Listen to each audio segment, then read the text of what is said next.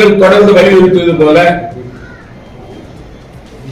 சோலை நகரை சேர்ந்த 9 வயது சிறுமி பாலியல் பலாத்காரம் செய்யப்பட்டு அவர் படுகொலை செய்யப்பட்டு வீட்டின் பக்கத்திலே உள்ள பாலத்தின் கீழே தூக்கி எறியப்பட்ட சம்பவம் புதுச்சேரி மாநிலத்தில் பற்றி எறிகிறது.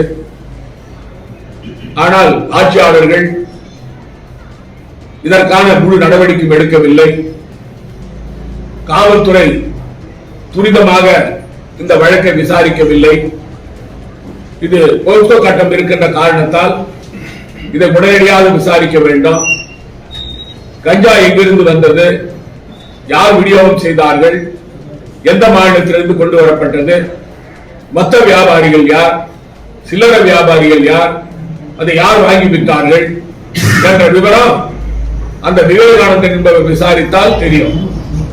அவர் அந்த விவேகானந்தன் என்பவர் RSS இயக்கத்தினுடைய பொதுச் செயலாளராக இருந்தவர், RSS மாவட்ட பொதுச் செயலாளராக இருந்தவர். அதற்கு பிறகு NR காங்கிரஸ் ஆதரவாளராக மாறியிருக்கிறார்.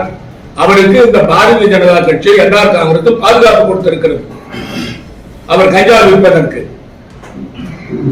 அதனால்தான் இந்த வழக்கு விசாரணையே காலதாமதம் ஏற்பட்டதற்கு காரணம். இப்பொழுது இந்த வழக்கு பல மாநிலங்கள் சம்பந்தப்பட்டிருப்பதால் இதை CBI விசாரணை செய்து உடனடியாக குற்றவாளிகள் எவ்வளவு பேர் பின்னணியில் இருக்கிறார்கள் என்று கண்டுபிடித்து நடவடிக்கை எடுக்க வேண்டும் என்று நான் கேட்டுக்கொள்கிறேன். புதுச்சேரி மாநில அரசால் மற்ற மாநிலங்களுடைய தொடர்புகளை கண்டுபிடிக்க முடியாது. CBI மட்டும்தான் அதை செய்ய முடியும். ஆகவே இதை செய்ய வேண்டும் என்று நான் கேட்டுக்கொள்கிறேன். மாண்புமிகு முதலமைச்சர் ரங்கசாமி அவர்கள் பிரதமர் நரேந்திர மோடியை போல ஏற்கனவே திறந்த கட்டடங்களை எல்லாம் திறக்கிறவர். அவர் நரேந்திர மோடி பெரிய மொழி, ஒரு சின்ன மொழி. இந்த மேரி கட்டடம் எங்களுடைய ஆட்சி காலத்தில் நான் முதலமைச்சராக இருந்த பொழுது காங்கிரஸ் திராவிட முன்னேற்ற கழக கூட்டணி ஆட்சி இருந்த சமயத்தில் கட்டி முடிக்கப்பட்டது. அதற்கு திறப்பு விழாவிற்கு நாங்கள் நடவடிக்கை எடுத்த சமயத்தில் இந்த கட்டிடத்தை, மேரி கட்டிடத்தை மாண்புமிகு பாரத பிரதமர் நரேந்திர மோடி திறக்க இருக்கிறார் என்று கிரண்பேடி அம்மையார் அவர்கள் எங்களுடைய விழாவில் தடுத்து நிறுத்தினார். அதற்கு பிறகு பிரதமரும் இந்த மேரி கட்டிடத்தை 2021 திறந்தார். ஆனால் நேற்றைய தினம் முதலமைச்சர் ரங்கசாமி அவர்கள் ரிப்பன் கட்டி 2வது முறை திறக்கிறார். அதாவது ஒரே கட்டிடத்தை எத்தனை பேர் எத்தனை தடவை திறப்பது? இது கேலி கூத்தாக இருக்கிறது. இது ஒரு நிர்வாகமா, அரசா? ஏற்கனவே திறந்த கட்டிடத்தை இன்னொரு முறை திறக்க வேண்டிய அவசியம் என்ன? ஆனால் இதற்கு ரங்கசாமி பதில் சொல்ல மாட்டார், வாய் திறக்க மாட்டார். இது ஒரு கேவலமான ஆட்சிக்கு ஒரு அடையாளம். காங்கிரஸ் கட்சியின் சார்பில் காங்கிரஸ் கட்சியும் திராவிட முன்னேற்ற கழகமும் இந்தியா கூட்டணியும் அமர்ந்து பேசி புதுச்சேரிக்கு பாராளுமன்ற தொகுதி காங்கிரஸ் கட்சிக்கு ஒதுக்கப்பட்டிருக்கிறது. எங்களுடைய வேட்பாளருக்கு அறிவிப்பு இன்னும் ஓரிரு நாளில் வெளியில் வரும். ஆனால் பாரதிய ஜனதா கட்சியில் கடந்த 3 மாத காலமாக யார் வேட்பாளர் என்ற நிலை தெரியாமல், உள்ளூரை சேர்ந்தவர்களா வெளிமாநிலத்தில் இருந்து வருகிறார்களா என்று தெரியாமலும், புதுச்சேரி மாநிலத்தை சேர்ந்த யார் நிற்கப் போகிறார்கள் என்று தெரியாமலும், நிற்க வேண்டும் என்று வற்புறுத்துவர்கள் ஓடுவதும், நிற்க மாட்டேன் என்று வெளிநாடுகளுக்கு ஓடுவதும், நிற்க வேண்டும் என்று சொல்லுவார்கள்